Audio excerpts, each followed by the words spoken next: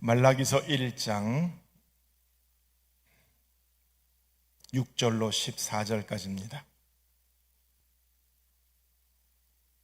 말라기서 1장 6절로 14절, 제 성경으로 구약 1327쪽 정도 됩니다.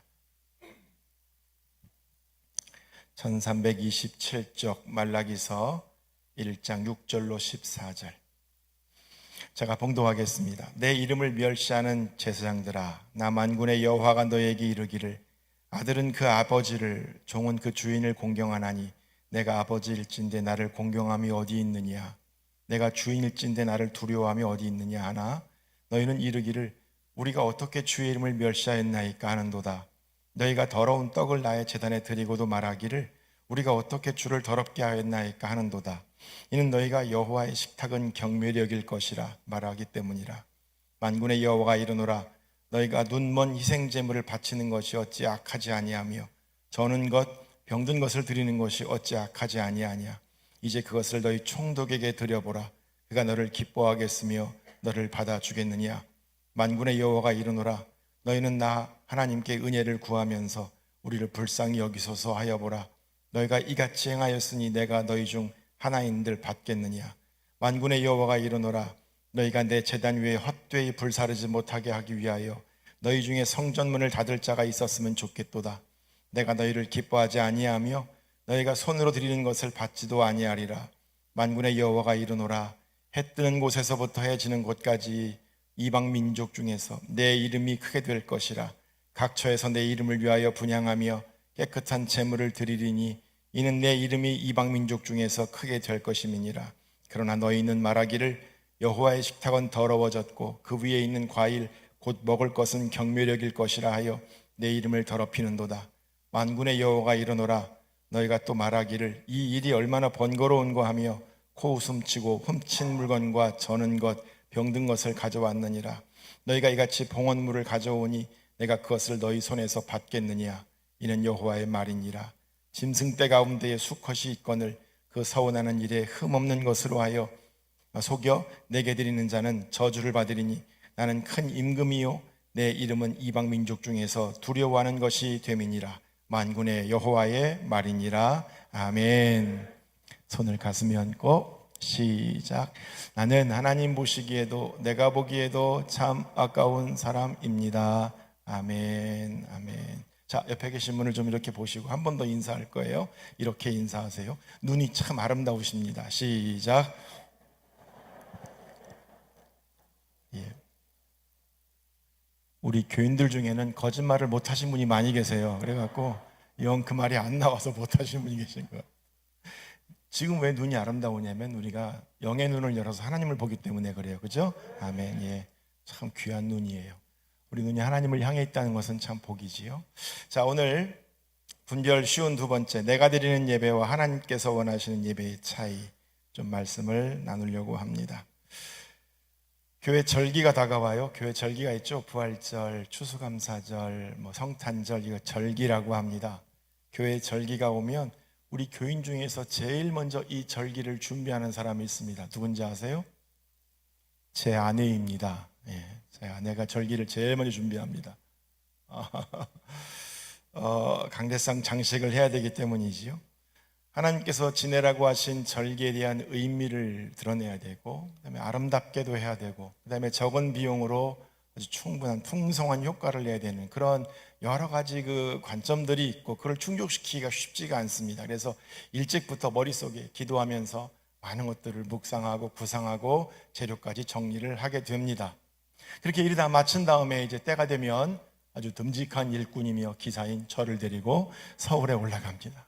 이제 그 재료상가에 도착을 해서 일을 하게 되는데, 짧게는 한 2시간, 길게는 한 5시간 넘도록 그 재료상가의 골목을, 넓고 복잡한 골목을 수십 번을 왔다 갔다 합니다.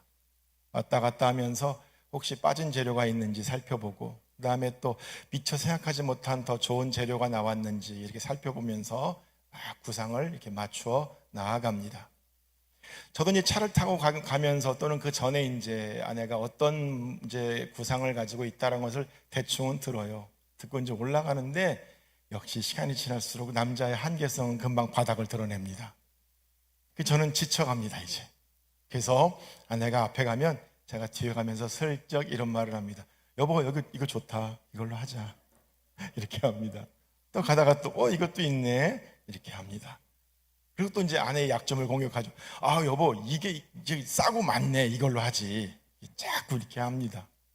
그래서 저는 아내에게 자꾸 제가 힘드니까 대안을 제시합니다. 당신이 지금 못 고르는 것 같은데 이거 해요, 이거 해요 라고 자꾸 제가 아내의 디자인을 간섭합니다. 근데 아내는 한번 기도하며 결정한 디자인을 끝까지 모자이크 맞춰가듯이 맞춰가면서 일을 마칩니다. 제가 지금까지 여러 번 따라가는데 저는 여러 번 그 일을 했습니다. 저는. 자, 여러분, 제가 이 말씀 드리냐면 어떤 일을 할 때 대안이 많다. 그러니까 어떤 일을 할 때 꼭 이게 아니더라도 이거 여러 가지 대안이 많다라는 것은 그 일의 위험성을 줄이는 장점이 있습니다. 이게 안 됐을 때는 다른 거 할 수 있다고 하는 대안이 있기 때문에 위험성은 줄어듭니다. 그런데 대안이 많다는 것의 단점은 뭐냐면 그 일이 갖고 있는 고유의 가치, 진정한 목적이 오염됩니다. 그래서 그것들이 가면서 퇴색되어지는 일들을 할 수 있는 게 이 대안의 단점입니다. 이 일을 재미있는 경제적 현상으로 실험을 한 분들이 있습니다. 시에나 이엔거라고 하는 분하고 마크 레퍼라고 하는 학자가 실험을 했습니다. 제가 여러분에게 한번 말씀드려 볼게요. 어느 이제 마트에 가서 이렇게 진열장을 2개를 놓고 한쪽에는 음료수를 6개 정도 놓고요, 6종류, 한쪽에는 음료수를 25종류를 놓습니다. 그리고 사람들이 들어오면 음료수 시음권과 할인권을 주면서 음료수를 사게 합니다. 그런 사람들이 이제 음료수를 이제 사러 음료수 진열대로 들어오겠지요. 그러면 이쪽에 6종류하고 25종류를 놓고 1시간마다 이거를 바꿉니다. 자리를 바꿔놓습니다. 그렇게 하면서 일정 시간 동안에 실험을 하는 겁니다. 실험을 했더니 이런 결과가 나왔어요.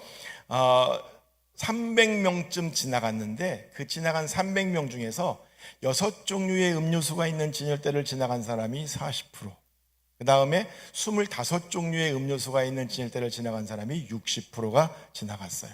그러니까 일단 알 수 있는 것은 뭐냐면 구매자들, 고객들은 그렇죠? 종류가 많은 진열대를 선호한다는 것을 알게 됐습니다. 그리고 또 하나의 결과가 나왔는데 어떤 결과가 나왔냐면 6종류의 음료수가 놓인 진열대를 지나간 사람들 중에서 구매한 사람, 실제적으로 물건을, 음료수를 사가지고 간 사람은 30%였습니다. 반대로 25종류의 음료수가 있는 진열대에서 음료를 구매해 간 사람은 고작 3%였습니다.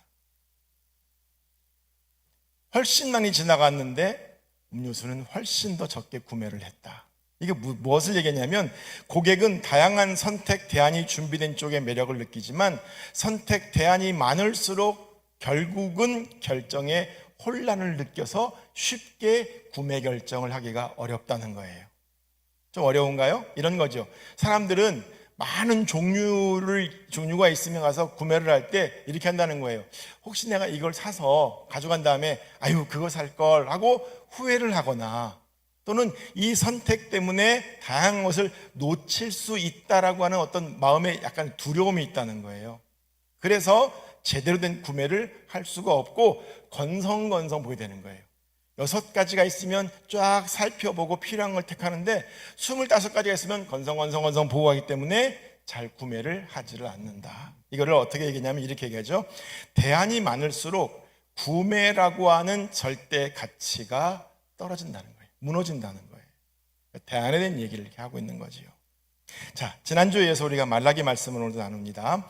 자, 한 번 더 이 말라기 말씀의 배경을 말씀드리면 말라기는 선지자 이름이라고 했죠. 그리고 이 말씀이 쓰여진 것은 이스라엘 백성들이 바벨론이라고 하는 제국의 포로로 끌려갔다가 70년 만에 해방에 대해서 돌아옵니다. 돌아오고 나서 예루살렘 성전을 짓고 예루살렘 성벽을 다시 재건하면서 흘러간 시간 100년이 지난 다음 BC 432년 정도에 쓰여진 말씀이다. 이렇게 제가 여러분에게 배경을 말씀드렸습니다. 그런데 이 이스라엘 백성들은 이 일을 하고 나면, 성전을 짓고 성벽을 건축하고 나면 하나님께서 금방 복을 주시고 금방 번성하게 하시고, 그래서 다시 회복되어지고 하나님의 영광이 임할 것이라는 막 기대감을 가졌는데, 100년이 지나도 어떤 그 속국 식민지인으로서의 어떤 피폐함들이 있었고, 거기다가 메뚜기 때가 오고 또 기근이 오면서 경제적으로 아주 어려운 상황이 계속 가중되어 갔다라고 하는 배경을 말씀을 드렸습니다. 여기서 오늘 우리가 하나 더 추가드리고 말씀드리고 싶은 것은 뭐냐면, 이 당시 이 100년 동안의 국제적 정세의 흐름이에요. 이스라엘 주변의 국제 정세의 흐름을 볼 수가 있는데 이런 거였죠. 바벨론이란 나라가 메데와 바사, 성경에 나와 있는 메소포타미아와 페르시아라고 하는 제국이 멸망을 합니다. 그리고 나서 페르시아가 바짝 제국으로 섰다가 페르시아가 무너지는데, 누구한테 무너지냐면 알렉산더 대왕의 마케도니아에 무너집니다.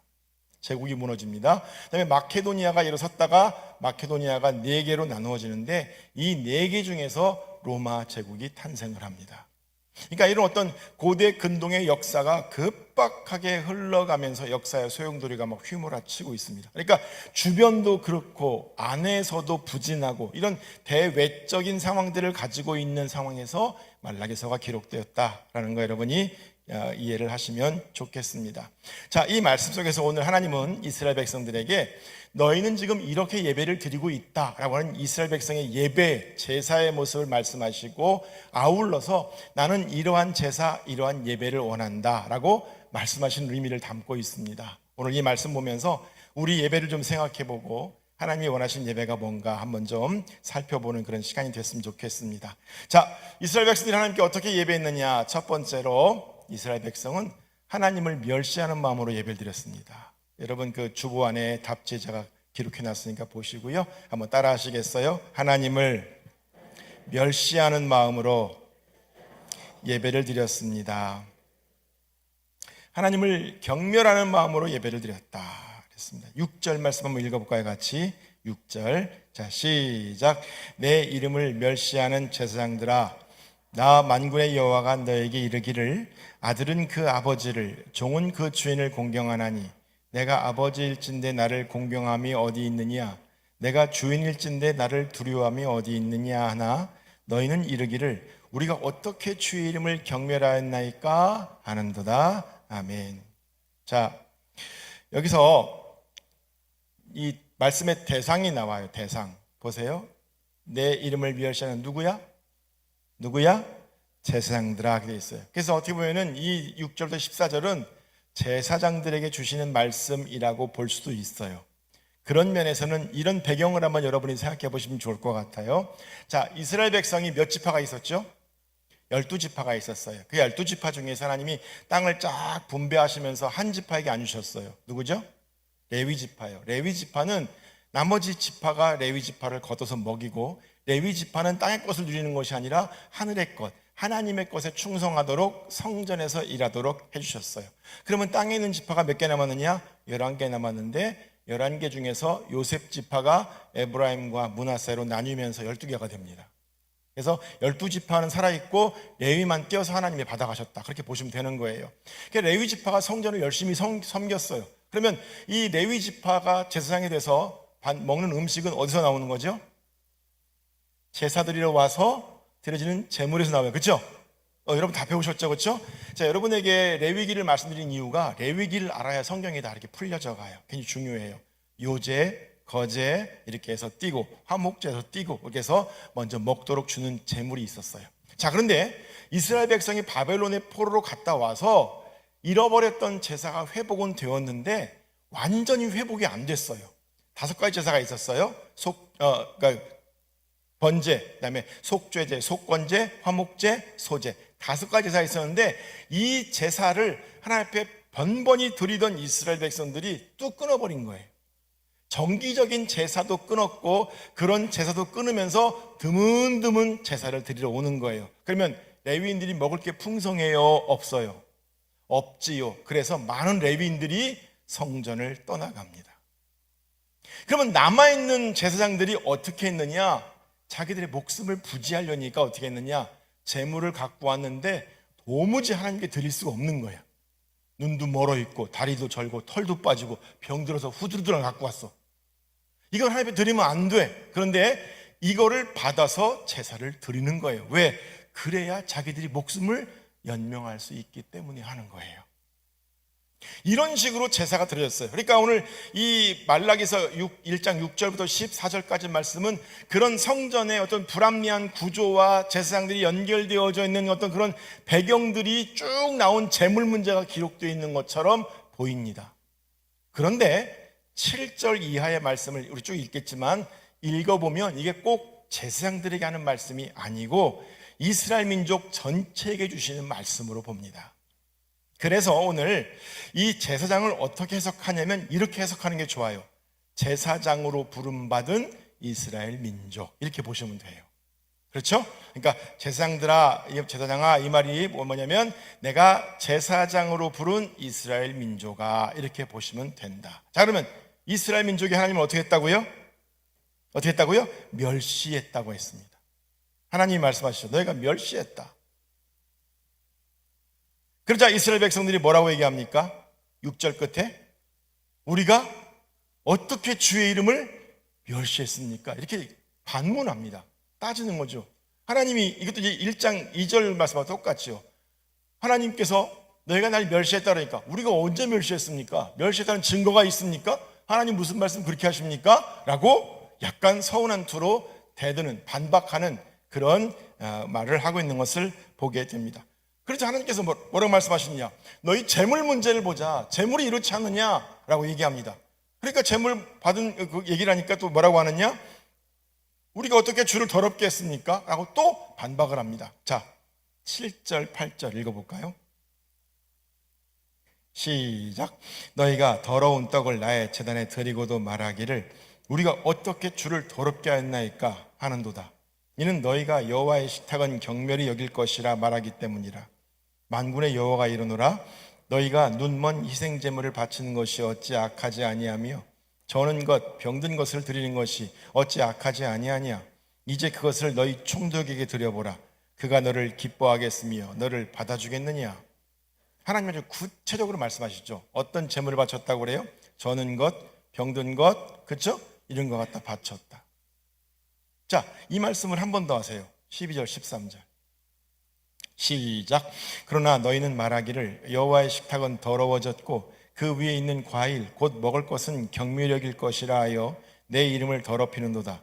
만군의 여호와가 이르노라. 너희가 또 말하기를 이 일이 얼마나 번거로운고 하며 코웃음치고 훔친 물건과 저는 것 병든 것을 가져왔느니라. 너희가 이같이 봉헌물을 가져오니 내가 그것을 너희의 손에서 받겠느냐. 이는 여호와의 말이니라. 여긴 더 첨가됐어요. 훔쳐온 것까지. 훔쳐온 거, 저는 거, 병든 거 이런 거 다 바쳤다. 하나님은 구체적으로 물질에 대한, 재물에 대한 것을 말씀을 하십니다. 레위기 22장 19절 이하에 보면은 하나님은 이러이러한 것들은 재물로 바치면 안 된다라고 말씀하신 게 있어요. 비루 먹은 거, 눈 먼 거, 다리 저는 거 이런 것들 안 된다 그렇게 말씀하셨어요. 그런데 오늘 이스라엘 백성들은 아주 흠투성이의 재물을 하나님께 바치고 있어요. 여기 보세요. 참 중요한 건데요. 이거예요. 지금 이 이스라엘 백성들은 하나님의 관점에서는 재물을 바친 게 아니라 재물을 처리한 거예요. 좋은 것을 골라서 바친 게 아니라 나쁜 것을 골라서 하나님께 바침으로 말미암아 처리한 거예요. 표현을 이해하시겠죠? 그런 식으로 지금 하나님 앞에 재물을 드리고 있는 겁니다. 더욱 기가 막힌 것은 13절에 보면 뭐냐면 이 받침에서 뭐라고 하냐면 이 일이 얼마나 번거로운 거 하며 코웃음 친다. 이게 무슨 말이냐면 이거예요. 귀찮아 죽겠다 그 뜻이에요. 아니 뭘 그렇게 골라서 바치느라고 힘들다고 귀찮아 죽겠다고 말하죠. 14절 우리가 안 읽었습니다만 거기 뭐라고 말씀하느냐. 너희가 내 앞에 재물 바치며 사기치고 있다 그렇게 말씀합니다. 하나님의 이 마음을 여러분 우리가 좀 오늘 느껴야 한다라고 하는 거지요. 이스라엘 백성들은 하나님을 꼭 거지처럼 대했습니다. 거지는 뭐예요? 먹던 거 얻어먹는 사람들이에요. 말씀드렸죠? 저희 할머니는 거지들이 이렇게 오면 그냥 안 돌려보내셨어요. 근데 거지들은 꼭 이렇게 아시죠? 예의가 있어요. 화요일 날 오는 거지는 계속 화요일만 옵니다. 지금은 그렇지 않아요. 근데 옛날에 그랬어요. 그죠? 꼭 화요일만 와요, 그분들이. 그러니까 할머니는 머릿속에 스케줄이 있어요. 화요일 날 군복바지 입고 허름한 벗은 사람이 올 것이고, 또 목요일은 누가 올 것이고, 이게 딱 있어요. 스케줄이 있어요. 또 드시는 분들도 그 범위가 있어요. 지역이 있어요. 그래서 너는 이쪽에 오지 마. 그래서 두세 시 합니다. 딱 와요. 그럼 할머니는 어떻게 하냐면 먹다 남은 밥 다 해놨다가 밥솥에 딱 떠서 이렇게 딱 줍니다. 무슨 얘기인지 아시겠죠? 이스라엘 백성은 어떻게 했냐면 하나님을 거지처럼 대하는 거예요. 자기들이 좋은 건 내가 쓰고, 두 번째는 세금으로 바치고, 나머지 중에서 비루 먹고 쓸모없는 것들을 골라서 하나님 앞에 드리는 거예요. 여러분, 오늘 이 자세를 우리가 오늘 깊이 묵상을 해야 돼요. 오늘 우리가 예배를 하나님 앞에 드리면서 혹시 하나님을 거지로 취급하고 있지는 않은가?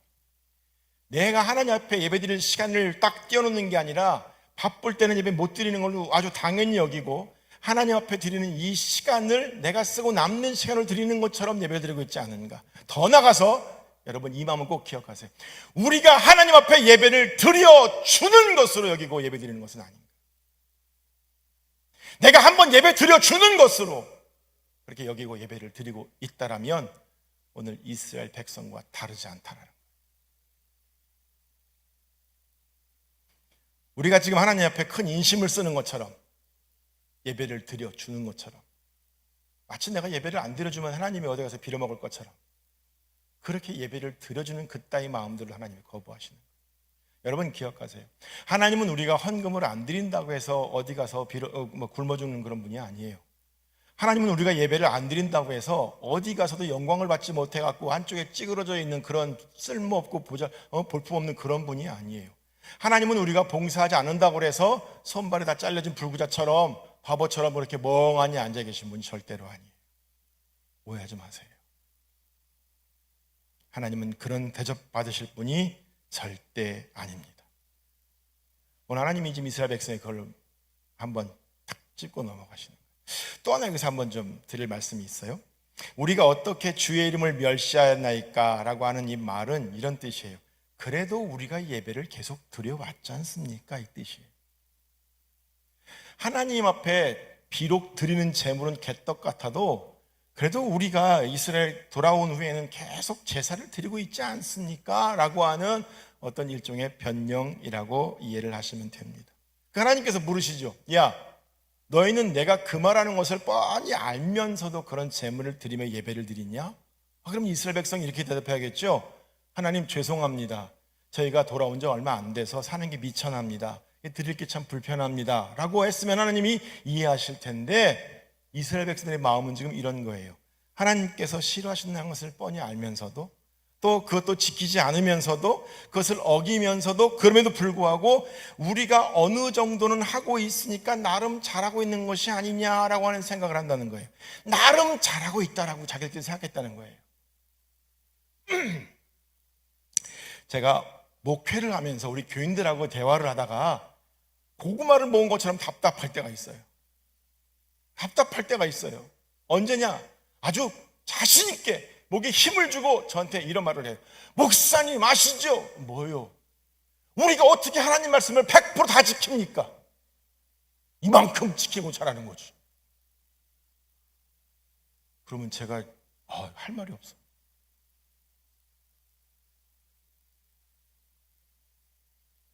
여러분 그런 생각 안 하셨어요? 우리가 어떻게 하나님 말씀을 100% 다 지킵니까? 이 정도 하고 있으면 잘하는 거 아닙니까? 이스라엘 백성들이요, 재물을 개떡같이 드리는데 하나님이 니네 날 멸시한다 그러니까 뭘 멸시했습니까? 안 드리는 것만 낫잖아요. 드리잖아요. 이 얘기예요. 안 드리는 것보다 낫잖아요. 안 하는 것보다 지금 하고 있잖아요. 이게 낫잖아요 라고 얘기하는 거예요. 이거를요 제가 여러분에게 아주 딱 떨어지게 한마디로 말씀드릴게요. 사사기에 나와요. 자기 소견에 옳은 대로 행했더라. 딱 그거예요. 하나님이 뭐라고 말씀하시는 간에 이건 내가 하는 게 옳습니다. 반역의 씨앗이 담겨있는 말이에요. 이거는 신자에게 아주 독같은 얘기예요. 독같은 얘기예요.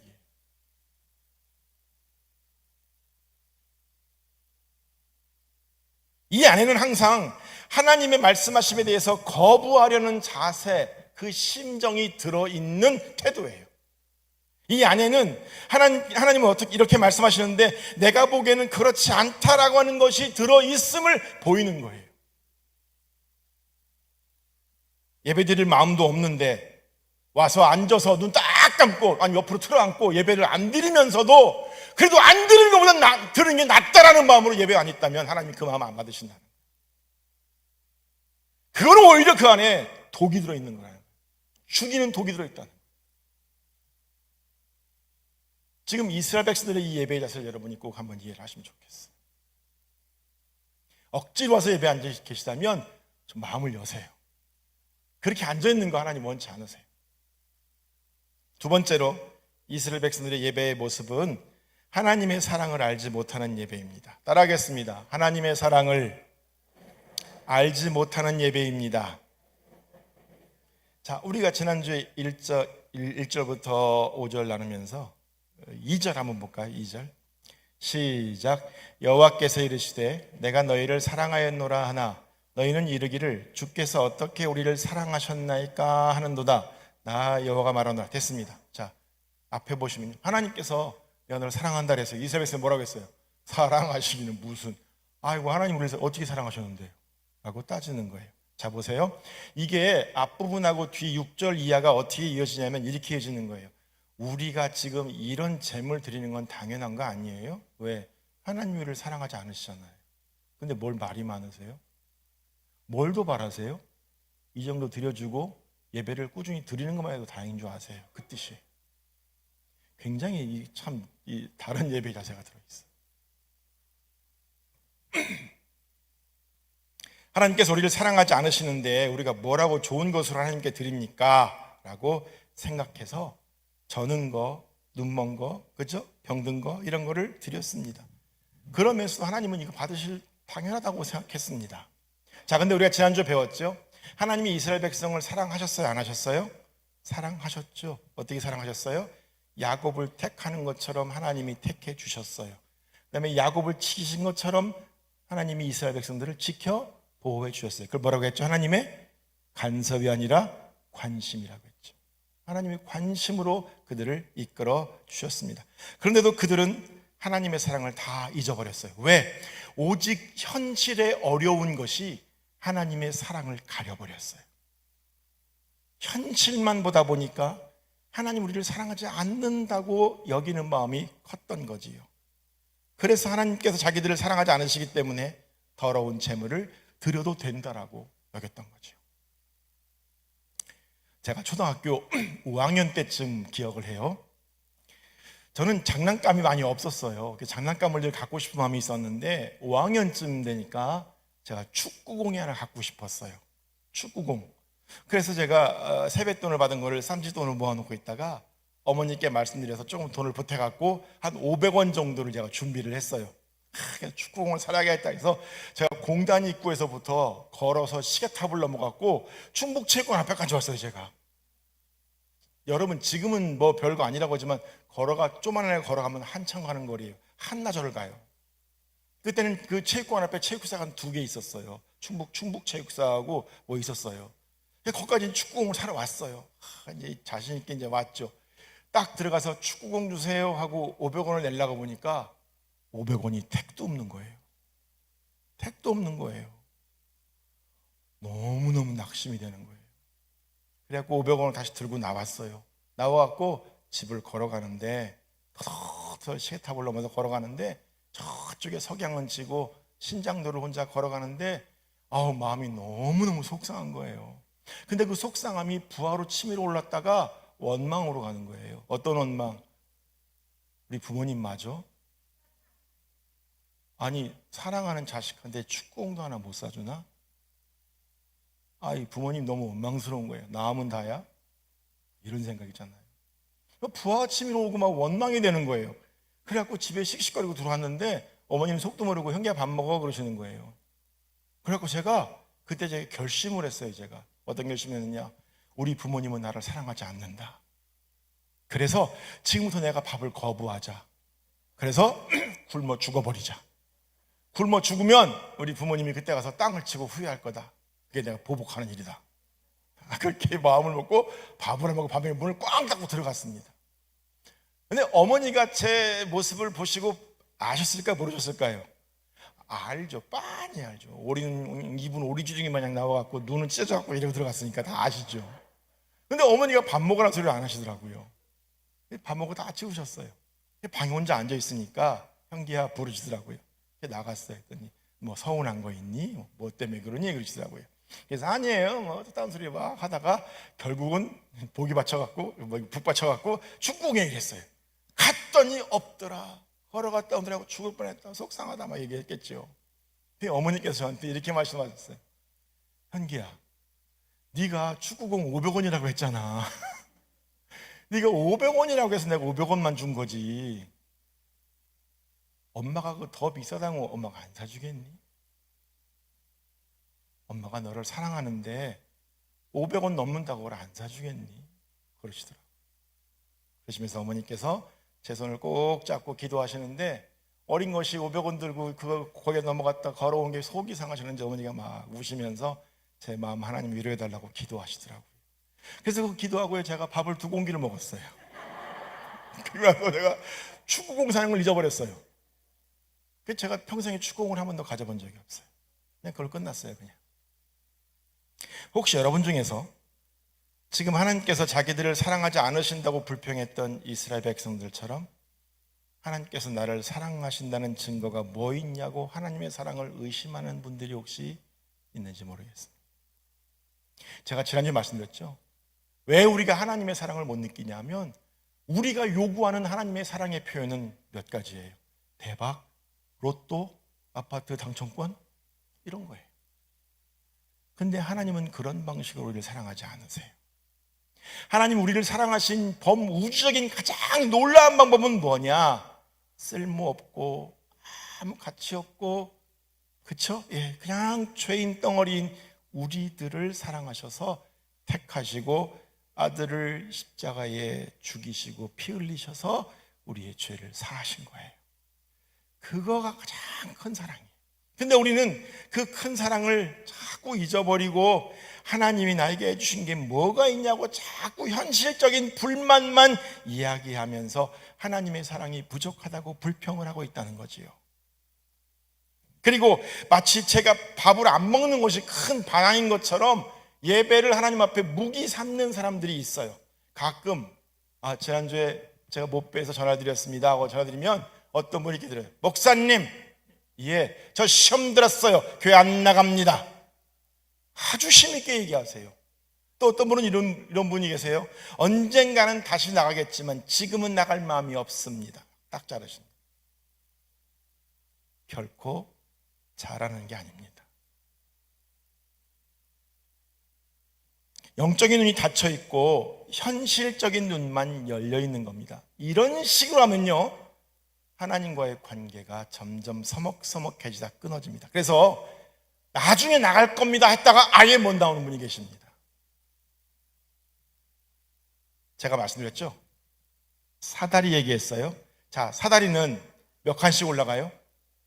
한 칸씩 올라가는 거죠? 근데 가운데 이 횡대가 하나가 빠지면 2칸은 올라가기 쉬워요, 어려워요? 어려워요. 가라이가 찢어지지만 좀 힘들게 올라가면 돼요. 그죠? 2칸 정도는 올라갈 수 있어요. 근데 이게 2개가 빠져버리고 3칸으로 올라가면 어떻게 올라가야 돼요? 매달려서 용 써서 올라가야 돼요. 3칸 빠지고 4칸째는 못 올라갑니다. 촘촘한 사다리가 아니고 웬만한 사다리는 3칸 빠지고 4칸째 올라가려면 못 올라갑니다. 그래서 여러분 말씀드렸죠? 교회 한 달 빠지면 그 다음에 교회 갈 때 무척 어렵습니다. 왜 어렵냐? 저문 들어올 때 하나님께 죄송하기 이전에 이 많은 교인들이 나 한 달 빠진 거 다 아는 것 같아요. 그래서 서먹서먹해지는 거예요. 그래서 예배드리는데 하나님하고 관계가 깨지는 거예요. 이번에 기도 공부에서 한국교회 있는 목사님들에게 조사를 했어요. 코로나 끝나고 나면 교인들이 다 회복될 것인가? 목사님이 뭐라고 표현했냐? 30%는 무조건 안 올 것이다. 제가 궁금했어요. 아니 무슨 얘기로 30%가 교회를 더 이상 안 나올 거라고 얘기하는가 봤더니 30%는 지금 1년 이상 교회 예배를 안 나오고 있는 사람들이에요. 이분들이 다시 돌아온다는 것은 어렵다라고 목사님 다 결정한 거예요. 벌써 코로나 생긴 지가 1년 7개월이에요. 작년 2월 달에 시작됐으니까 1년 7개월 동안 교회 한 번도 안 오신 분들 계세요. 물론 그분들이 집에서 열정적으로 온라인 예배 드릴 수 있다고 봐요. 그러나 그분들이 다시 교회로 나와서 예배 드리기는 정말 쉽지 않을 거다, 이렇게 말씀들을 하고 계시는 거예요. 그러면 어떻게 하면 되느냐 기억하세요. 하나님과의 관계가 점점 멀어지려고 할 때 오히려 우리를 하나님의 사랑 안에 거하게 만드는 것이 바로 뭐냐? 예배입니다. 그래서 우리 믿음이 떨어지려고 하고 점점 하나님과 서먹서먹해지려고 하고 힘들어지고 자꾸 눈이 현실로 떨어질 때 뭐 해야 되느냐? 죽으라고 예배를 나가야 되는 거예요. 죽으라고 교회를 가야 돼요. 왜? 내가 현실의 눈으로 자꾸 교회에서 멀어지는 것은 하나님의 사랑을 내가 의심하기 때문이고, 나를 사랑하지 않는 하나님은 하나님이 아니라고 여기기 때문에 그래요. 그런데 예배에 나와 보면요, 그 하나님의 하나님 되심이 확증이 되는 거예요. 확 고백이 되는 거예요. 그래서 멀어졌던 마음들이 예배에만 나오면 다시 하나님께 찰싹 붙는 동기가 되는 거예요. 그래서 뭐라고요? 예배에 목숨 걸라고 하는 거예요. 그래서 예배 나가라고 하는 거예요. 예배 나올 때 하나님이 하나님 되시다고 하는 고백이 올 때 그 하나님의 사랑이 내 마음에 막 들어오는 거예요. 회복이 되는 거예요. 자, 그러면 하나님께서 이스라엘 백성들에게 어떤 예배를 드리라고 요구하고 계신가? 또 두 가지만 봅니다. 첫 번째로, 하나님 외에 어떤 대안도 없는 하나님만이 절대적인 예배의 대상이 되는 예배입니다. 자, 따라해 볼까요? 하나님만이 절대적인 예배의 대상이 되는 예배입니다. 아유, 길죠, 그죠? 예. 다른 말로 말하면 하나님이 딱 유일한 대안이에요. 하나님만 예배하는 거예요. 하나님은 그거를 우리에게 요구하고 계시다는 거예요. 자, 제가 앞에서 말씀드렸어요. 이스라엘 백성이 돌아왔어요. 돌아오고 나서 국제 정세가 어떻게 돌아간다겠죠? 제국들이 일어났다 멸망하고 다음 제국이 일어났다 멸망하고 이렇게 나라가 계속 변해갔어요. 그러니까 이스라엘 백성들이 돌아와서 한 생각이 뭐냐면 이거였어요. 우리가 하나님 앞에 예배하는 것만으로 우리의 생명과 안전을 보장하기에는 힘들다라는 거예요. 어떻게 하면 되느냐? 지금 페르시아에 일어났으면 페르시아에서 파견된 총리가 있어요. 그 총리에게 재물을 좋은 걸 바쳐서 안전을 보장받는 거예요. 게다가 페르시아가 멸망하고 나서 다른 나라를 하면 그 나라 총독에게 또 바치고 계속 그 짓을 하고 있는 거예요. 그래서 하나님 뭐라고 말씀하시냐면, 여기 보면 9절 보면 뭐라고 말씀하시냐면 이렇게 말씀하시죠.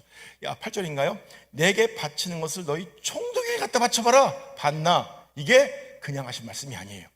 총독에게는 좋은 거 바치고 하나님께 뭐 바친 거예요? 남은 찌끄레기 버릴 것 갖다 바쳤단 말이에요. 그러니까 하나님이 그걸 아시기 때문에 나에게 바치는 거 총독에게 갖다 바쳐봐라. 봤나? 그렇게 말씀을 하시는 것을 보게 됩니다. 그렇다고 이 사람들이 예배를 안 드렸느냐? 예배를 계속 드려왔지요. 그런데 그들은 이 마음이 이미 하나님이 아닌 대안들의 마음이 가 있는 거예요. 현실적인 선택에 집중이 되어 있었기 때문에 그냥 제사를 허접하게 형식적으로만 드리는 예배에 그치는 거고, 하나님 앞에 전심으로 예배 드리지는 못하고 있는 거지요. 이스라엘 백성이 출애굽하기 전에 모세를 이제 바로에게 보냅니다. 모세가 이제 바로에 가지요. 자, 그럼 모세하고 바로하고 무슨 사이예요? 예, 어떤 분이 여쭤봤어요. 바로하고 모세하고 무슨 사이냐 했더니 모세가 바로를 바로 아는 사이라고 하더라고요. 그래서 맞는 거예요. 바로 알아요. 그죠? 바로 알아봐요. 그죠? 왜? 40년 동안 왕궁에서 같이 살았으니까. 금방 알아보죠. 바로 알아보는 사이. 참 좋은 대답이에요. 예. 형, 왜 왔어요? 야, 우리 이스라엘 백성을 좀 내보내달라. 사흘길을 나가서 광야에서 여호와께 제사를 좀 드리겠다. 안 되겠는데요? 그래? 다시 오죠? 야, 왜요 형? 우리 사흘길만 나가서 제사를 드리고 오겠다. 안 되겠는데요? 그게 계속합니다. 우리는 이해가 안 되는 게, 왜 사흘길을 나가서 거기서 그냥 사흘길 나갔다가 도망가려고 했나? 우리 그렇게 생각해요. 그죠? 사흘길을 나가서 갔다가 야! 튀어! 그래 싹 도망갔나? 그렇게 할 계획이었나? 그렇게 생각하죠? 근데 하나님의 계획은 좀 달랐어요. 설명을 드릴게요. 이런 거였어요. 이스라엘 백성의 제사는 희생제사예요. 뭘 드렸냐면 소, 양, 염소, 심지어 비둘기까지 드렸어요.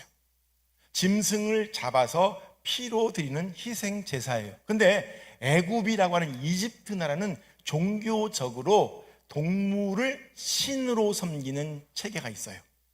그래서 절대로 동물의 피를 흘리지를 않습니다. 동물로 제사 드리는 것을 경멸합니다. 자, 그럼 보세요. 동물로 제사를 드리지 않는 애굽 나라에서 이스라엘 백성이 동물로 제사를 드리면 애굽 사람들이 이스라엘 백성 어떻게 했을까요? 어떻게 했을까요? 가만히 안 뒀지요. 분명히 싸움판이 벌어지거나 누가 하나가 죽거나 다쳤겠지요. 하나님이 그런 일을 방지하기 위해서 이스라엘 백성을 사흘 길 정도로 빼서 거기서 제사를 드리고 들어오게 하실 마음이 있었다라고 보는 거예요.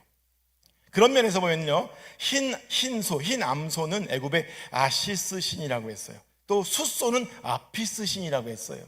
그래서 이 암소는 절대 제물을 안 바쳤어요. 그런데 이스라엘 백성들은 뭘 바쳤냐면 숫소를 바쳤어요. 그러니까 아피스 신을 죽이는 꼴이 되기 때문에 다투게 되는 거지요. 이런 문제가 있었습니다. 자, 근데 이게 성경에 가면 조금 더 확장되는 얘기가 나옵니다. 어떤 얘기가 나오느냐? 이스라엘 백성이 출애굽을 한 다음에 시내 산을 지나가는데 하나님 모세를 부르십니다. 모세야, 올라와라. 그래서 모세가 올라가고 장로들이 밑에 쭉 서서 모세가 무슨 일을 하는가 지켜봅니다.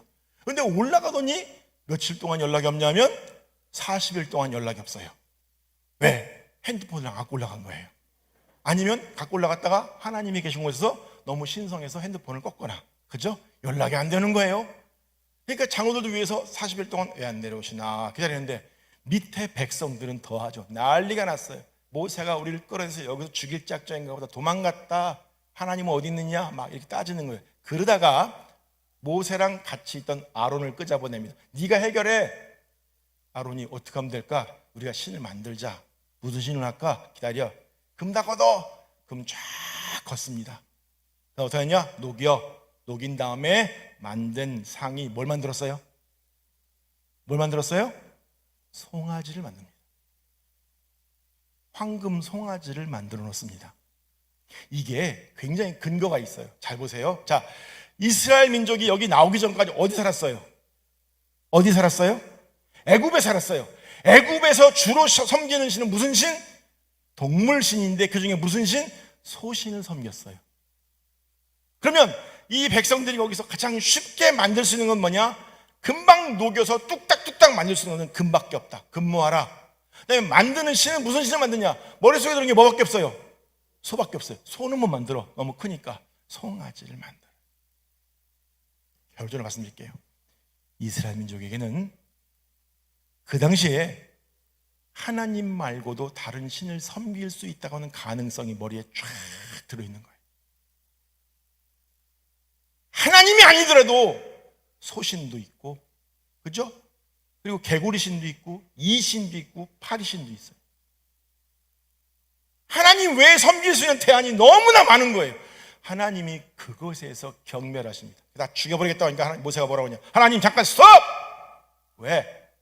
하나님 만약에 이 상태에서 다 죽이면 하나님이 어떻게 되느냐? 결국 이스라엘 백성 광야로 끌고 나오고 몰살시키려고 끌고 나온 신, 그 잔인한 신밖에 안 됩니다. 그렇게 하시겠습니까? 또 뭐라고 하느냐? 하나님, 이 백성들이 400년 동안 보고 배운 게 송아지 섬기는 겁니다.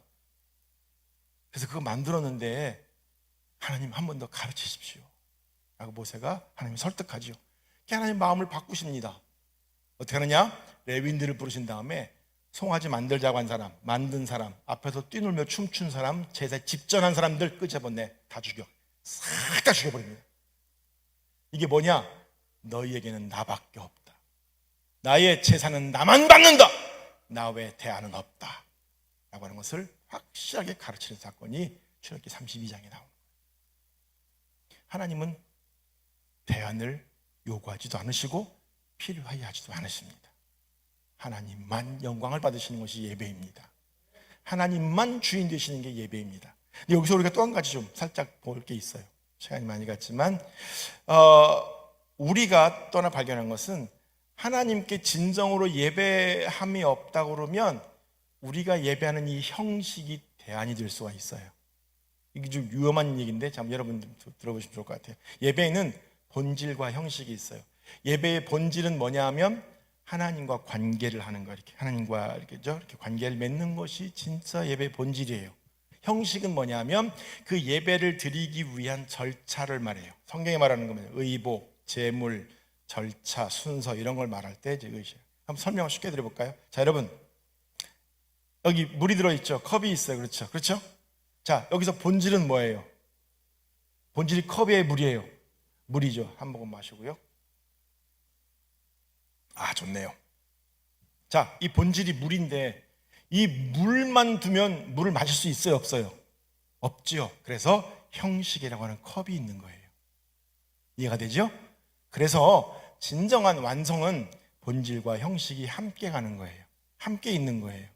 더 나아가서 본질이 좋으면 형식이 빛이 나고요. 형식이 잘 돼 있으면 본질이 참된 가치를 가져요. 자, 보세요. 이 컵으로 먹는 게 멋있을까요? 종이컵으로 먹는 게 나을까요? 네? 아, 크리스탈 컵으로 먹는 거하고 페이퍼, 종이컵으로 먹는 거 어느 게 더 멋있을까요? 이게 멋있어. 그러니까 형식이 잘 돼 있으면 이 안에 맹물을 넣어도 남들이 볼 때 어우 맛있겠다 그렇게 보이는 거예요. 또 이게 종이컵이고 좀 그지 같은 컵이라도 이 안에 저 홍삼 주스가 들어있으면 그것도 컵이 괜찮아지는 거예요. 이렇게 형식과 본질은 함께 있으며 조화를 이룰 때 굉장히 아름다운 거예요. 근데 이스라엘 백성은 지금 어떻게 했느냐? 예배 안에 하나님과의 관계는 깨졌어요. 왜? 하나님 우리를 사랑하지 않으신다라고 생각했어요. 하나님 멸시한다니까 뭘 멸시하냐고 대들 정도로 하나님과의 관계는 깨져 있어요. 깨져 있으면서 뭐만 남아 있어요 지금요? 번지르르한 형식만 남아 있는 거예요. 아주 외식적이고 형식적인 예배만 남아 있는 거예요. 이해가 되시죠? 그러니까 하나님을 예배하는데 내용물은 싹 빼버리고 껍데기만 가지고 대안을 삼아서 하나님을 예배하는 것처럼 그렇게 하고 있는 모습이에요. 혹시 오늘 여러분 예배 드리시면서 참답게 하나님을 예배할 성령의 감동이 없이 일어났다 앉았다가 찬송 불렀다가 이렇게 하시는 분들 계신다면 하나님이 원하시는 예배는 아니다. 꼭 기억하셨으면 좋겠습니다. 자, 그래서 하나님이 뭐라고 말씀을 하시느냐? 9절 읽겠습니다. 9절 시작. 만군의 여호와가 이르노라 너희는 나 하나님께 은혜를 구하면서 우리를 불쌍히 여기소서 하여 보라. 너희가 이같이 행하였으니 내가 너희 중 하나님들 받겠느냐. 이게 뭐예요? 이스라엘 백성이 형식적으로 하면서 이렇게 얘기하는 거죠. 형식을 하면서 하나님 우리가 하고 있으니까 좀 도와주세요. 그럼 하나님 이렇게 말씀하니 그래 네가 나한테 형식만 갖추니까 나도 너에게 형식만 하겠다. 그렇게 말씀하시는 거예요. 또 하나 그렇게 하면 내가 너희를 받겠느냐. 이 말씀이 뭐냐면 창세기 4장 말씀이죠. 아벨과 그의 제사는 받으셨는데 가인과 그의 제사는 안 받으셨다. 누가 먼저 갔어요? 제사 드리는 제사 드리는 사람이 먼저 갔지요. 하나님이 너희 예배가 너무 형식적이기 때문에 예배를 안 받는 게 아니라 뭘 안 받아요? 너희를 안 받겠다. 이게 말씀하시는 거예요. 참 중요하죠. 형식이 잘 차려졌는데 본질이 없으니까 하나님 본질을 빼버리시는 거예요. 근데 너희는 안 받겠다. 빼버리시는 거죠. 자, 10절 시작. 만군의 여호와가 이르노라 너희가 내 제단 위에 헛되이 불사르지 못하게 하기 위하여 너희 중에 성전문을 닫을 자가 있었으면 좋겠도다. 내가 너희를 기뻐하지 아니하며 너희가 손으로 드리는 것을 받지도 아니하리라. 너희 형식적인 예배 내가 아주 진절이 난다. 아주 형식적인 예배 진절하니까 문 닫어. 성전에서 예배 드리지 마. 그 형식 내가 아주 진절이가 나고 딱 못 받게 하십니다. 근데 이 말씀이 그대로 됩니다. 제가 이 뒤에 말씀드릴게요. 자, 그러면 이제 하나님 원하시는 두 번째 예배 간단히 말씀드릴게요. 깨끗한 제물로 드리는 예배입니다. 따라하겠습니다. 깨끗한 제물로 드리는 예배입니다. 자, 11절 읽겠습니다. 시작. 만군의 여호와가 이르노라 해 뜨는 곳에서부터 해 지는 곳까지의 이방 민족 중에서 내 이름이 크게 될 것이라. 각처에서 내 이름을 위하여 분향하며 깨끗한 제물을 드리리니 이는 내 이름이 이방 민족 중에서 크게 될 것입니다. 아멘. 이게 말라기서의 주제예요. 어떻게 줘요? 여러 가지 말씀 있어요. 볼게요. 첫 번째는 새 이스라엘이 선택될 것이다. 이것부터 말씀드려도 되겠네요. 이 말라기서가 구약에서의 몇 번째 성경이에요? 마지막이죠. 자, 이 말라기를 끝으로 해서 하나님이 400년이 넘도록 입을 닫으십니다. 입을 닫는다는 말은 뭐냐면 어떤 선지자도 불러서 말씀하지 않으시고 말씀하는 침묵의 시간이 흐릅니다. 그러다가 드디어 하나님의 말씀을 담은 사람이 나타나는데 광야에서 외치는 소리가 나옵니다. 누구죠? 세례요한입니다. 세례요한이 마지막 사사가 됩니다. 회개하라, 천국이 가까웠느니라. 이게 마지막 사사가 외친 겁니다. 마지막 선지자가.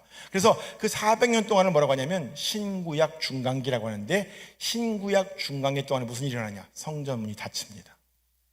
그리고 택함 받은 이스라엘에서 마태복음으로 넘어오면서 복음이 각 이방 나라로 확 퍼져가 버립니다. 새 이스라엘이 택해집니다. 하나님, 그러니까 이스라엘 외에 많은 이방 민족들이 택함 받은 백성으로 나옵니다. 그 다음에 또 하나 뭐였냐면 예배의 제물이 바뀝니다. 어떻게 바뀌느냐? 그동안은 양, 염소, 소 끌고 와서 바쳤는데 세상죄를 지고 가는 단 한 마리의 어린 양이 죽음으로 말미암아 구약의 제사가 완전히 한 번에 끝나버립니다. 누구죠? 누구죠? 예수 그리스도입니다. 예수 그리스도가 십자가에서 피 흘려 죽으실 때 지성소에서 성소를 연결하는 휘장이 찢어지면서 지성소 하나님의 임재 안으로 자연스럽게 들어갈 수 있는 길이 열리게 되면서 모든 예배가 다 끝나버립니다. 그리고 또 한 가지, 예배의 장소가 예루살렘 성전으로 국한되어 있다가 성령과 신령과 진정으로 예배하는 자들은 어디서나 예배할 수 있도록 장소가 열려버립니다. 그걸 뭐라고 하냐면 삶의 예배라고 하는 거예요. 그러니까 택함받은 백성이 바뀌고 예배의 제물이 바뀌고 예배의 장소와 방법이 바뀝니다. 신령과 진정으로 어디서나 예배할 수 있는 방법이 열려버립니다. 자, 그러면 오늘 말씀에 나오는 깨끗한 제물은 뭘 말할까요? 깨끗한 제물은 뭘 말할까요? 예수 그리스도를 말합니다. 예수 그리스도를 제물 삼아 하나님께 나아가는 예배입니다. 또 한 가지 예배가 있어요. 예수 그리스도를 제물 삼고 그 피로 깨끗하게 씻어진 우리를 제물로 드리는 거예요. 아멘. 두 가지예요. 예수 그리스도, 그 다음에 그 피로 씻음 받은 우리를 거룩한 제물로 드려서 하나님을 예배케 하시겠다. 이게 말라기에 마지막 나오는 예배의 하나님의 방법이 기록되어 있습니다. 여러분, 지금 코로나 때라서 우리가 예배를 참 어렵게 드려요. 그렇죠? 우리 교회 있는 교회들 예배를 다 나와드리는 게 얼마나 좋은지 모르겠어요. 전 여러분에게 부탁하고 싶은 게 있어요. 뭐냐면 일생을 살아가면서 다른 건 모르겠어요. 기도 응답 뭐 많이 있지만 예배의 경험을 한번 해보시면 좋겠어요. 예배의 경험. 그럼 여러분들 그랬죠? 예배 경험 어떻게 하면 좋냐? 저 예배 경험 해봤다고 그랬죠? 예배를 드리는데 찬양을 막 부르는데 이 뚜껑, 그러니까 이 천정하고 벽하고 접합선이 이게 팍 날아가요. 그리고 이 천정이 없어져요. 이렇게 천정이 싹 없어지고 이 공간이 흰색과 노란색으로 이렇게 복잡하게 빛이 섞인 색깔이 아늑하게 펼쳐져요. 그러면서 이 벽 위에 천군 천사가 빽빽하게 앉아 있어요. 여러분 기억하세요? 이 공간 안에 지금 빈자리 많죠? 두세 명씩 뛰어앉잖아요. 이 자리에 빈 게 아니에요. 누가 할게요? 천군 천사가 앉은 자리예요, 여러분들. 모르셨죠? 긴장하셔야 돼요. 저는 그런 경험해 봤어요. 전 예배가 어떤 건지를 알아요. 근데 여러분, 그런 경험 못 하시더라도 이 정도 경험은 하셔야 돼요. 처음에 탁 들어왔는데 내가 서 있는 이곳에서, 그런데 발끝에부터 소름이 쫙 올라와서 머리털이 그런 경험 있으세요? 있으시죠? 그거 내가 하는 거 아니고요, 음악 좋아서 그러는 게 아니에요. 세상 사람 갖다 앉혀놓고 세상 좋은 음악 틀어줘 봐요. 소름 끼치나? 안 돼요? 누가 하는 걸까요? 누가 하는 걸까요? 내 안에 성령이 감동하는 거예요. 그럼 그때 이렇게 하시는 거 알겠죠? 성령이여 나를 완벽하게 맡깁니다. 어떻게 하면 돼요? 손을 들면 돼요. 손을 들어요. 그러면요, 하나님의 큰 손이 내가 내민 이 손의 연약함과 아픔을 하셔서 수고했다, 힘들었지 하고 손을 딱 이렇게 마주 대하십니다. 그러면요, 밑에부터 소름 올라오고 위부터 전기가 찌리리리하게 옵니다. 그러면 그 다음에 나오는 게 뭐냐? 나도 몰랐는데 눈물이 쭉 흐릅니다. 그 경험은 일생 살아가면서 자주 하시면 좋겠고 한 번쯤은 해보셔야 돼요. 이 공간 안에 가장 벅찬 하나님의 영광이 나를 그냥 완벽하게 감싸는 예배 경험을 여러분 꼭 해보시기 바랍니다. 이게 오늘 이 길게 말씀드렸지만 결국은 하나님 우리에게 요구하신 예배가 뭐냐면 내가 찾는 예배자가 너이기를 바란다. 그거예요. 오늘 여러분 힘든 때이지만 정말 하나님이 찾으시는 그 한 사람의 예배자가 되시기를 주님의 이름으로 축복합니다. 아멘.